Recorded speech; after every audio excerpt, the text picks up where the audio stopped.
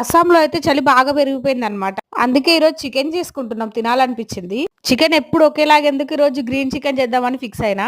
నేనెప్పుడు green chicken ఇట్లనే చేస్తానన్నమాట. ముందుగా మిక్సీ జార్ తీసుకొని అందులో గుప్పడి కొత్తిమీర, గుప్పడి పుదీనా, కారానికి సరిపోయిన పచ్చిమిర్చి, ఉప్పు వేసుకొని మంచిగా పేస్ట్ పట్టుకొని పక్కనుంచుకోవాలి. ఇప్పుడు మంచిగా గడిగిన చికెన్ లో ఈ పేస్ట్ యాడ్ చేసుకోవాలి. తర్వాత ఒక కప్పు పెరుగు కూడా మిక్సీ పట్టుకొని వేసుకోవాలి. ఇప్పుడు కొద్దిగా బిర్యానీ మసాలా వేసుకోవాలి. కొద్దిగా పసుపు, గుప్పడి కసూరి మేతి కూడా వేసుకోవాలి. ఇప్పుడు ఒక టేబుల్ స్పూన్ బటర్ కూడా యాడ్ చేసుకోవాలి. అందులోనే చికెన్ కి సరిపోయిన నూనె కూడా యాడ్ చేసుకొని మంచి చేతితో నీట్ కలుపుకొని స్టవ్ మీద పెట్టేసుకోవాలి.